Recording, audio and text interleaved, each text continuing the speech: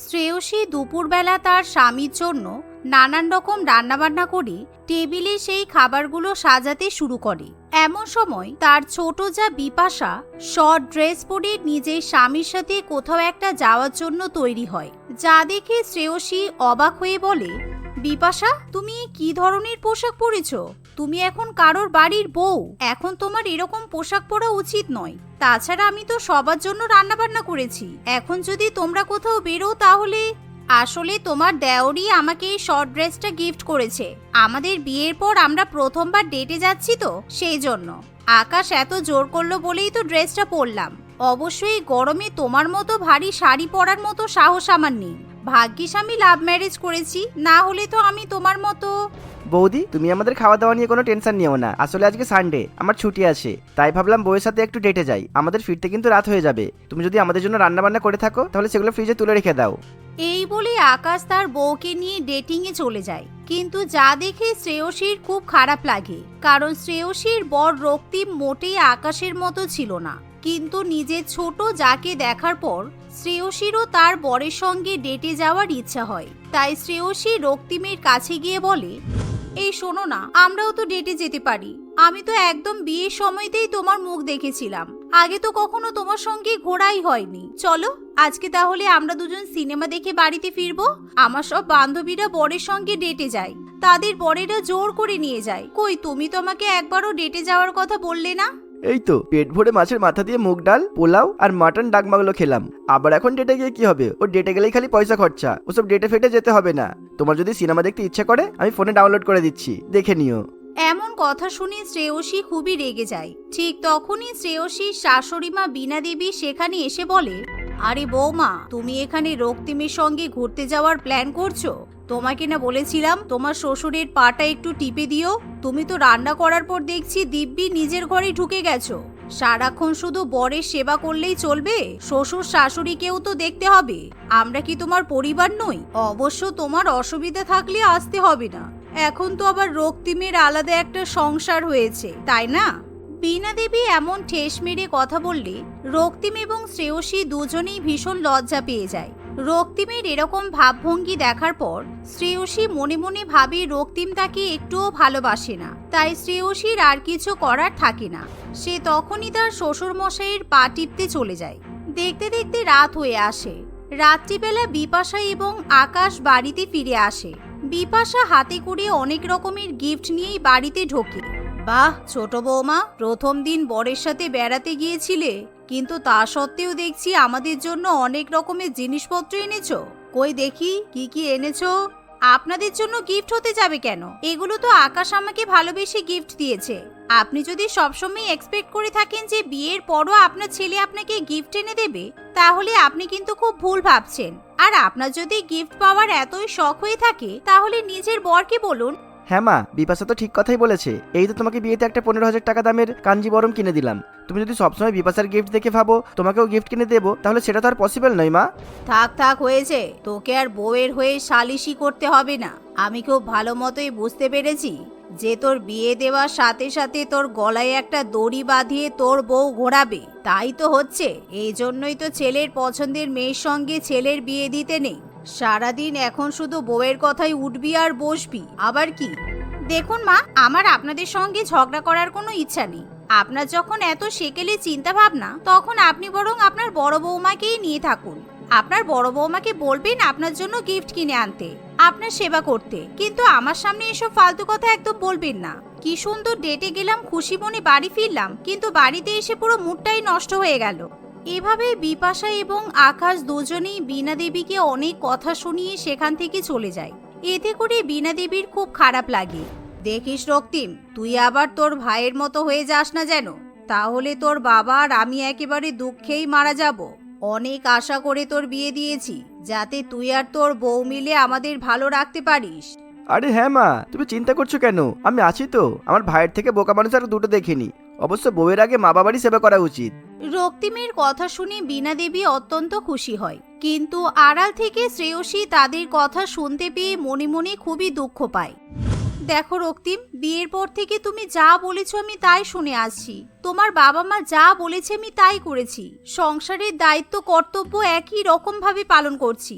কিন্তু তোমাকে একটা জিনিস বুঝতে হবে, তুমি আমাকে অ্যারেঞ্জ ম্যারেজ করে এনেছো বলে এই নয় যে আমি তোমার বাড়ির কাজের লোক। আমি তোমার স্ত্রী, আমারও কিছু দুঃখ কষ্ট ভালো লাগা মন্দ লাগা আছে।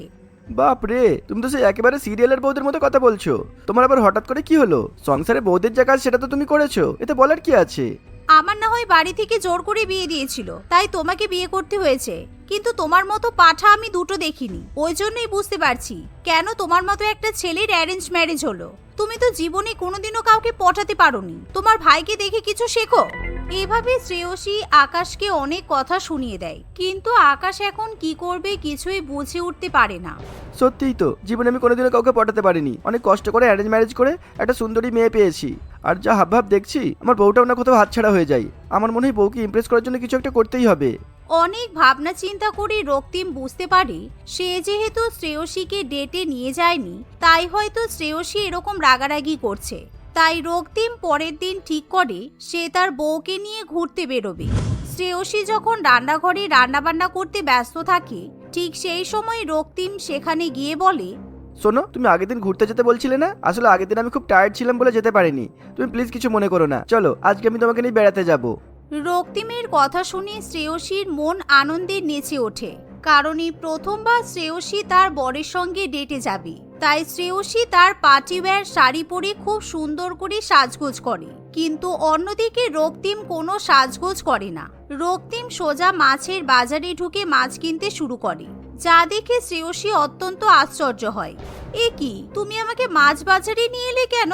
আমি তো ভেবেছিলাম আমরা কোনো রেস্টুরেন্টে যাচ্ছি। এত দামি সুন্দর শাড়ি পরে শেষে কিনা তুমি আমাকে মাছ বাজারে নিয়ে আসলে। আর তুমি রেগে যাচ্ছ কেন? আমি তো তোমাকে বললাম আমরা ঘুরতে যাচ্ছি। আসলে কালকে তো সকালে আমাকে বাজার করতেই হবে। সকালে তো তুমি আর আমার সঙ্গে বেড়াতে যেতে পারবে না, তাই না? তাই ভাবলাম আজকে বিকেলেই তোমাকে নিয়ে একবার বাজারটা করে আসি। তোমারও ঘোরা হবে আর আমারও বাজার করা হবে। এই বলে রক্তিম শ্রেয়সীকে নিয়ে মাছ মাংস কাঁচা সবজি ইত্যাদি বাজার করে। রক্তিম একে একে বাজারের ব্যাগগুলো শ্রেয়সীর হাতে ধরিয়ে দেয়। কিন্তু শ্রেয়সী যেহেতু হিল জুতা পরে থাকে, তাই সেই বাজারের ব্যাগগুলো বইতে তার খুবই কষ্ট হয়। এতে করে শ্রেয়সী মনে মনে রক্তিমের উপর রেগে যায়। কিছুক্ষণের মধ্যেই বাড়ি ফেরার পথে বিপাশা এবং আকাশের সঙ্গে তাদের দেখা হয়। এ বাবা দিদি, তুমি এত সুন্দর শাড়ি আর হিল জুতো পরে শেষে কিনা বাজারের ব্যাগ বইছো? ও মাই গড, দাদা ভাই, তুমি সত্যি খুব ভালো একটা মেয়েকে বিয়ে করেছো। আমি হলে তো কোনো দিনই পারতাম না। এই দেখো না, আমার শপিং এর ব্যাগগুলো পর্যন্ত আকাশ ক্যারি করে। শপিং এর ভারী ভারী ব্যাগগুলো বইলে যে তোমার হাতে লাল দাগ হয়ে যাবে সোনা। আমি থাকতে তোমার হাতে লাল দাগ আমি কি করে সহ্য করবো বলো? চলো, এখনো তো আমাদের রেস্টুরেন্টে খাওয়া বাকি আছে, আর তোমার জন্য একটা স্পেশাল সারপ্রাইজও আছে। তাই লেট না করে চলো যাই। এই বলে আকাশ এবং বিপাশা চলে যায়। বিপাশার কথা শুনে শ্রেয়সী আরো বেশি রেগে যায়, যেন তার রাগে পেট্রোল পড়ে। তাই শ্রেয়সী তখনই তার দুহাতে সবজির ব্যাগগুলো মাটিতে নামিয়ে দেয়। আরে শ্রেয়সী, কি হলো? তুমি ব্যাগগুলো ভেবে রেখে দিলে কেন? আরে তুমি কোথায় যাচ্ছ? তুমি তো আমার কোনো কথাই শুনছো না। শ্রেয়সী দাঁড়াও। শ্রেয়সী কোনো কথার উত্তর না দিয়ে চুপচাপ বাড়িতে ফিরে যায়, আর সে সোজা নিজের জামা কাপড় গোছাতে শুরু করে। এমনকি শ্রেয়সী তার মাকে ফোন করে বলে, মা, আমি আমার শ্বশুর বাড়িতে অপেক্ষা করছি, তুমি আমাকে এখনই একটা গাড়ি পাঠিয়ে দাও। আমি আর এখানে থাকতে পারছি না। আমার শ্বশুর বাড়ির লোকেরা আমাকে কাজের লোকের মতো ট্রিট করে। এমনকি তোমার জামাইও আমাকে কাজের লোক ভাবে। তুমি তোমাকে বিয়ের সময় খুব বলেছিলে রক্তিম নাকি খুব ভালো ছেলে, তোকে অনেক ভালো রাখবে। ছাই ভালো রাখছে। সে কি, তোর শ্বশুর বাড়ির লোকেরা তোর সঙ্গে এরকম ব্যবহার করে? দাঁড়া, আমরা সবাই এখনই যাচ্ছি।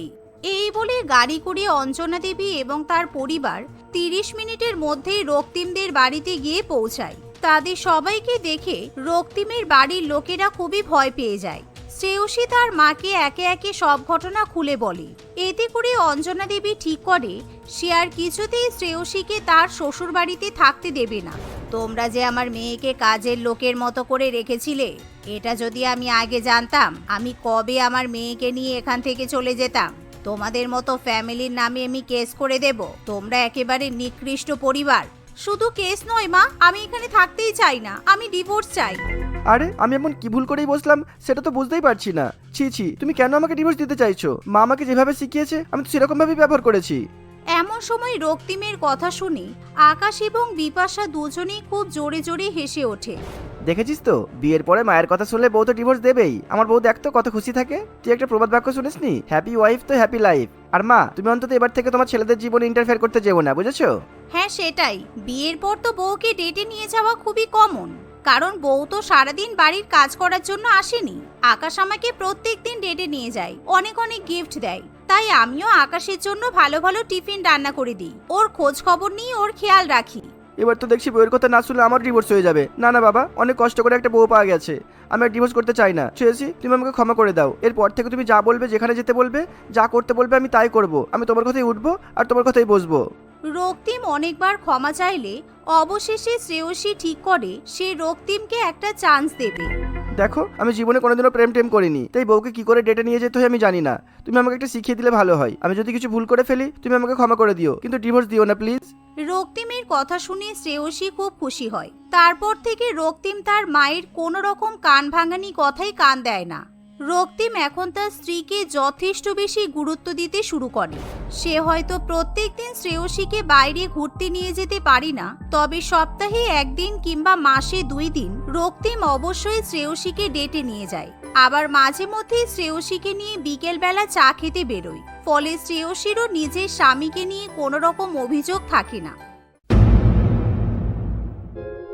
সাগর, আমার মেয়েটাকে কে চুরি করে নিয়ে গেল?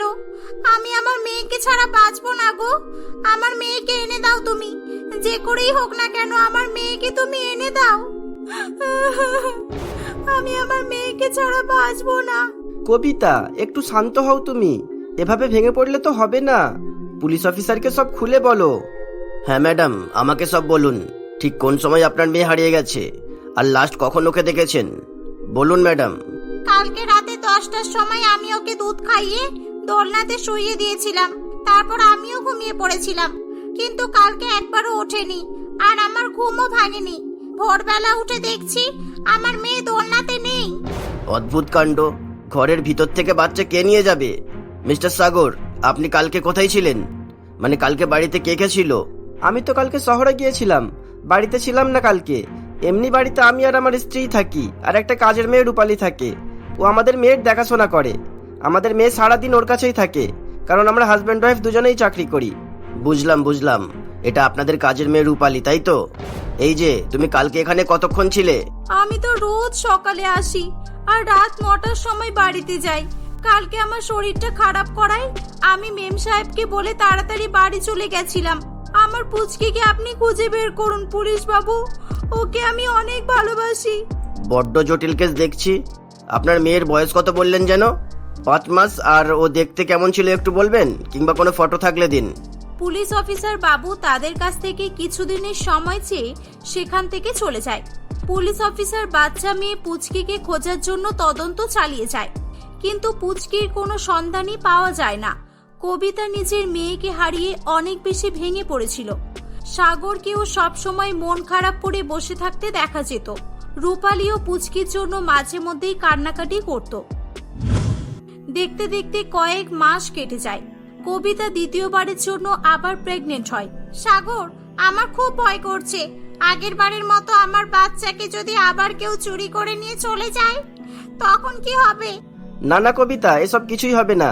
তুমি চিন্তা করো না তো, সব ঠিক হয়ে যাবে। হ্যাঁ দিদিমণি, আমি এবার 3 রাত আপনার বাচ্চাকে পাহারা দেব। দরকার পড়ে আমি এখানেই থেকে যাব। এবার আর কিছুই হবে না এরকম। রূপালী, তুমি খুব ভালো জানো, তোমার মন অনেক ভালো। আচ্ছা রূপালী, তোমার কোনো ছেলে মেয়ে নেই? আর তোমার বরের কি খবর, এখন সুস্থ আছে তো? হ্যাঁ দিদিমণি, আমার একটা মেয়ে আছে। ওর বাবা এখন ঠিক আছে, কিন্তু এখনো হাঁটাচলা করতে পারে না। হুইল চেয়ারে বসে বসেই দিন কাটাতে হয়। তোমার মেয়ে আছে? কোনোদিনও বলনি তো আমাকে। এই রূপালী, একবার নিয়ে আসবে না পুচকিকে? মানে সরি, তোমার মেয়েকে আমি একটু আদর করব। ঠিক আছে ম্যাডাম, নিয়ে আসবো, কিন্তু ও তো ওর মামার বাড়িতে থাকে। আমাদের খুব কষ্টের সংসার, বাচ্চা মানুষ করার ক্ষমতা নেই আমাদের, তাই আমার ভাইয়ের কাছে রেখে এসেছি। আহারে কি কষ্ট, নিজের বাচ্চা কোল ছাড়া হলে খুব কষ্ট হয়, আমি জানি ভালোভাবে। আর হ্যাঁ, তোর মেয়ের জন্য যা কিছু লাগবে আমাকে বলবি কেমন? সন্তান হারানোর কষ্ট আমি বুঝি। জানি না আমার মেয়েটা কোথায় আছে, কি করছে, আদৌ বেঁচে আছে কিনা। রূপালী চুপ করে কবিতার কথাগুলি শুনতে থাকে। সারাদিন ধরে সমস্ত কাজকর্ম করার পর রূপালী বাড়ি চলে যায়। কি গো, তুমি ঘুমাচ্ছ? পুচকে এত কাঁদছে, তুমি শুনতে পাচ্ছ না নাকি? কি গো, ওঠো, পুচকিকে দুধ খাওয়াওনি কেন? হ্যাঁ, কাঁদছে তো আমি কি করব? হ্যাঁ, এটা কি আমার নিজের মেয়ে নাকি যে আমার কষ্ট হবে? কি দরকার ছিল মেয়েটাকে চুরি করে নিয়ে আসার? বলো, কি দরকার ছিল? এমন তো নয় যে আমাদের বাচ্চা কাচ্চা হয় না, আমাদের তো আগে থেকেই একটা মেয়ে আছে। উফ, আস্তে কথা বলো, সবাই শুনতে পাবে তো। আমার মেয়ে আছে তাতে কি? মেয়ে কি বাড়িতে আছে? ও তো ওর মামার বাড়িতে থাকে। তোমার কি খেটে খাওয়ানোর মতো মুরদ আছে? মুরদ নেই যখন তুমি এই বাচ্চা মেয়েটাকে কাজের বাড়ি থেকে নিয়ে এসে একে পুষছো কেন? বলো, কিসের মায়া তোমার এর প্রতি? আমার যেদিন রাগ হবে আমি পুলিশকে সব বলে দেব, দেখে নিও। মদ খাওয়ার টাকা না দিলে তোমার মুখ বন্ধ হবে না দেখছি। এই নাও ধরো, আর পুচকিকে নিয়ে একটা কথাও বলবে না, বুঝেছো? আমি যা করছি ঠিকই করছি। আমিও দেখি তুমি কতদিন এই বাচ্চাটাকে এভাবে লুকিয়ে রাখতে পারো। তারা কথা বলছিল, ঠিক তখনই তাদের এক প্রতিবেশী তাদের দরজায় ধাক্কা দিয়ে বলে, রূপালী, আছো নাকি? দরজাটা খোলো না। রূপালী ভয় পেয়ে যায়। সে পুচকিকে রান্নাঘরে লুকিয়ে রেখে এসে দরজা খোলে। কি হয়েছে বলো, তাড়াতাড়ি বলো, আমার আজকে অনেক কাজ আছে। বলছি যে তোমাদের ঘর থেকে রোজ বাচ্চার কান্নার আওয়াজ আসে কেন বলো তো? তোমার আবার বাচ্চা হলো নাকি? বাচ্চার আওয়াজ? কি যে বলো না, আমার মেয়ে তোর মামার বাড়ি আছে। তোমার মনে হয় শুনতে কোনো ভুল হয়েছে। আচ্ছা, আমার কাজ আছে, তুমি এখন এসো কেমন? রূপালী কেন যে বাচ্চাটাকে চুরি করেছিল সেটা সে ছাড়া কেউই জানতো না। দেখতে দেখতে কয়েক মাস কেটে যায়। একদিন সাগর কোনো একজনের সঙ্গে ফোনে কথা বলছিল। না না, এবার আর কোনো সমস্যা হবে না, আপনার কাজ হয়ে যাবে। আর মাত্র 3 মাস অপেক্ষা শুধু। এর আগের বার কে যে আমার সর্বনাশ করেছিল কিছুই তো জানি না। আমি যেটা বলেছি টাকাটা কিন্তু অ্যাডভান্স চাই এবার। আর কোনো গন্ডগোল হবে না, 20 লক্ষ টাকা দিতেই হবে কিন্তু। সাগর ফোন রেখে দেখে যে তার পেছনে দাঁড়িয়ে দাঁড়িয়ে রূপালী তার সব কথাই শুনছিল। সে খুব রেগে যায়। কি হলো, তুমি কখন আমার ঘরে এলে? আর দাঁড়িয়ে দাঁড়িয়ে আমার কথা শুনছিলে কেন তুমি? হ্যাঁ, না সাহেব, আমি তো ঘর মুছবো বলে এসেছি, আমাকে তো মেম সাহেব পাঠিয়েছে। ঠিক আছে ঠিক আছে, নিজের কাজ করো।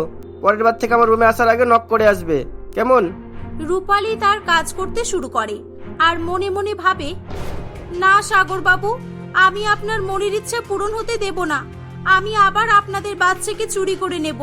আমি যতক্ষণ না একটা প্রমাণ জোগাড় করতে পারছি এই বাড়ি ছেড়ে আমি কোথাও যাব না। আমি মেম সাহেবের কোনো ক্ষতি করতে দেব না। রূপালী বাড়ি আসার সময় কবিতাকে বলে, মেম সাহেব, আমাকে 1000 খানেক টাকা দিতে পারবেন? আমার টাকাটা খুব দরকার। হ্যাঁ হ্যাঁ, দিচ্ছি। এভাবে বলার কি আছে?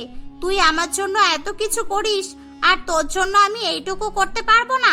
এই নে ধর। আর কি করবি টাকাটা দিয়ে? আচ্ছা ছাড়, বলতে হবে না, যা নিয়ে যা। রূপালী টাকাটি নিয়ে চলে যায়। সময় অতিবাহিত হতে থাকে। রূপালী প্রতিনিয়ত সাগরকে ফলো করতে শুরু করে। সাগরের মনে মনে রূপালীকে নিয়ে খুব সন্দেহ হতো, কিন্তু সে তবুও কাউকেই কিছু বলতো না। দেখতে দেখতে কবিতার ডেলিভারির সময় চলে আসে। সে একটি স্বাস্থ্যবান ছেলের জন্ম দেয়। সবাই অনেক খুশি হয়। 1 সপ্তাহ পর হসপিটাল থেকে কবিতাকে ডিসচার্জ করে দেওয়া হয়। হাসপাতালে ঠিকই ছিলাম, বাড়ি এসে আমার দুশ্চিন্তা বেড়ে গেছে। হে উপরওয়ালা, আমার ছেলেকে তুমি রক্ষা করো। আগের বারের মতো এবারও আমার ছেলেটাকে কেউ চুরি করে নিয়ে না চলে যায়। কিছু হবে না মেম সাহেব, আপনার ছেলের কোনো ক্ষতি হবে না। আচ্ছা মেম সাহেব, আমি এবার আসছি, নিজের খেয়াল রাখবেন। এই বলে রূপালী সেখান থেকে চলে যায়। মধ্যরাতে রূপালী আবার সেখানে আসে। কবিতা ও সাগর দুজনেই ঘুমে আচ্ছন্ন ছিল। সে আস্তে আস্তে কবিতার পাশ থেকে তার বাচ্চা ছেলেটিকে নিয়ে নেয় এবং আর দেরি না করে সেখান থেকে পালিয়ে যায়। পরের দিন সকালবেলা কবিতা ঘুম থেকে উঠে তার ছেলেকে খুঁজে পায় না। সে সঙ্গে সঙ্গে পুলিশকে ফোন করে সেখানে ডাকে।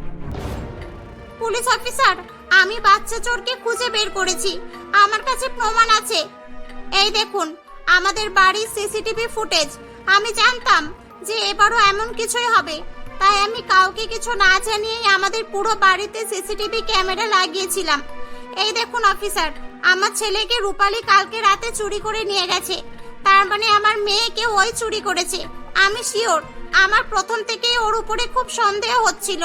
পুলিশ অফিসার সিসিটিভি ফুটেজ দেখে রূপালীদের বাড়িতে যায়। কবিতা ও সাগরও তাদের সঙ্গে যায়। সেখানে তারা তাদের ছেলে ও মেয়ে দুজনকেই দেখতে পায়। কবিতা কোনো কথা না বলেই আগেই রূপালীর গালে একটা চড় মারে। বল, কেন করলি তুই এমন? আমাদের বাচ্চাদের তুই কেন চুরি করেছিস? নিজের বাচ্চাকে তোর মানুষ করার ক্ষমতা নেই, তারপরে তুই আমাদের বাচ্চা কেন চুরি করলি?